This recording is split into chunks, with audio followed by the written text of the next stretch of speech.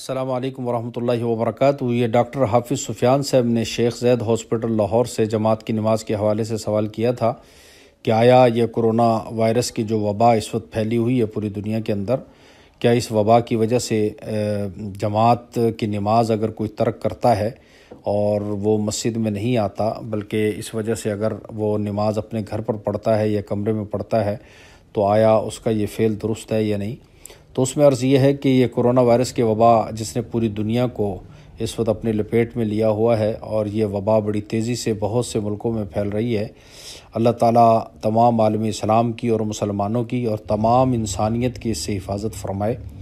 تو اس میں عرض یہ ہے کہ اللہ تعالیٰ نے سورۃ یونس پارہ نمبر 11 اور آیت نمبر 87 میں بنی اسرائیل کو یہ حکم فرمایا تھا، وَأَوْحَيْنَا إِلَىٰ مُوسَىٰ وَأَخِيهِ أَن تَبَوَّآ لِقَوْمِكُمَا بِمِصْرَ بُيُوتًا وَاجْعَلُوا بُيُوتَكُمْ قِبْلَةً وَأَقِيمُوا الصَّلَاةَ وَبَشِّرِ الْمُؤْمِنِينَ۔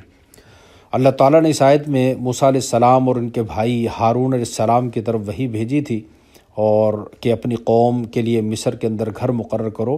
اور فرمایا کہ مصر میں اپنے ٹھکانے بناؤ،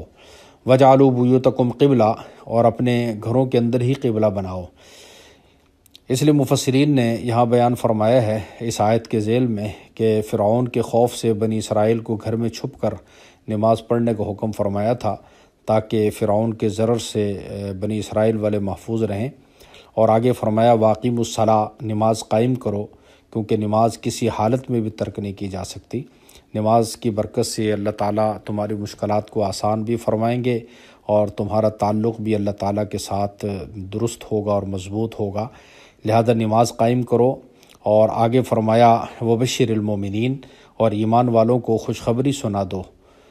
خواہ ان پر کتنے ہی مصائب کیوں نہ آئیں، اللہ تعالیٰ انہیں ابدی راحتوں سے نوازے گا اور ابدی انشاءاللہ کامیابی نصیب ہوگی۔ تو اس آیت سے معلوم ہوا کہ خوف کے وقت مسجد کی جماعت کو چھوڑ کر گھر میں نماز پڑھنے کی گنجائش ہے، جیسا کہ احادیث میں بھی ہمیں ملتا ہے۔ مشکوٰۃ شریف صفحہ 98 پر حضرت عبداللہ بن عمر رضی اللہ تعالیٰ عنہ کی حدیث موجود ہے کہ صفحہ 98 مشکوٰۃ شریف کا ہے کہ عن ابن عمر رضی اللہ تعالی عنہما انہ اذن بالصلاۃ فی لیلۃ ذات برد وریح ثم قال الا صلوا فی الرحال ثم قال ان رسول اللہ صلی اللہ علیہ وسلم کان یأمر المؤذن اذا کانت لیلۃ ذات برد ومطر یقول الا صلوا فی الرحال، متفق علیہ۔ تو یہ حدیث جو ہے یہ شدید بارش کے موقع پر، جیسے کہ اس حدیث میں موجود ہے کہ شدید سردی اور بارش کے موقع پر سرکار دو عالم صلی اللہ علیہ وسلم نے مؤذن کو حکم فرمایا کہ اذان کے بعد یہ اعلان کرو الا صلوا فی الرحال، اور یہ حدیث مسلم میں بھی موجود ہے اور اسی طرح بخاری شریف میں بھی حدیث موجود ہے۔ لہذا فقہا نے جماعت چھوڑنے کے جو اعذار لکھے ہیں کہ کن کن عذر کی بنا پر جو ہے جماعت کو ترک کیا جا سکتا ہے، تو ان میں بیمار ہو جانے کا اندیشہ ہو تو بھی جماعت کو ترک کیا جا سکتا ہے، یا بیماری میں اضافے کا ڈر ہو تو بھی مسجد جانے میں، یا اسی طرح مسجد جانے میں کسی دشمن کی جانب سے حملے کا ڈر ہو یا کسی ظالم کے ظلم کا خطرہ ہو تو جماعت ترک کی جا سکتی ہے، جیسا کہ فتاوی عالمگیری جلد 1 صفحہ 83 پر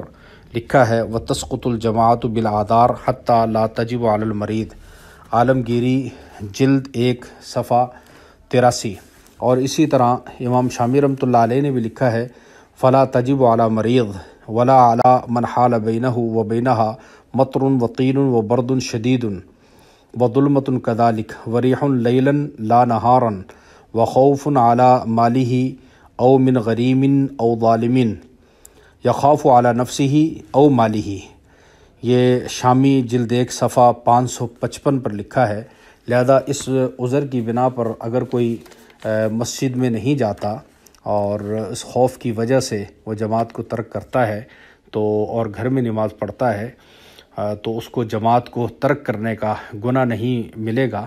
لہذا اگر کوئی وائرس کے خطرے کے پیش نظر شریک نہ ہو، اس سے ترک جماعت کا گناہ بھی نہیں ہوگا، اور باقی جو ہے جماعت کے حوالے سے جیسا کہ علماء نے متفقہ رائے دی ہے اس پر بھی عمل کیا جائے، اور طبی وجوہات کی بنا پر جو حکومت وقت جو پابندیاں عائد کر رہی ہے ان پابندیوں کو ملحوظ رکھا جائے، مثلا بڑی عمر کے لوگ مسجد نہ آئیں، یا جو افراد اس وائرس کا شکار ہو چکے ہوں یا جنہیں وائرس کا شبہ ہو یا وائرس میں مبتلا ہونے کا اندیشہ ہو، وہ مسجد میں نہ آئیں بلکہ گھر پر ہی نماز پڑھیں۔ اور دوسری میں یہ بھی عرض کر دوں، اگر کوئی مسجد کی نماز کو ترک کر کے گھر میں نماز پڑھتا ہے اور وہ چاہتا ہے کہ جماعت کا ثواب بھی ملے، تو بہت اچھا ہے کہ اگر وہ گھر میں جماعت کروا لے، جیسا کہ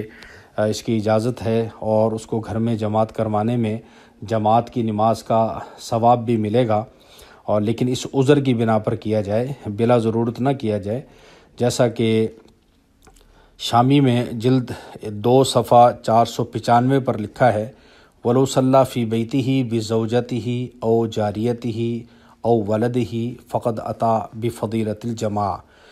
شامی جلد 2 صفحہ 495۔ والسلام ورحمۃ اللہ وبرکاتہ۔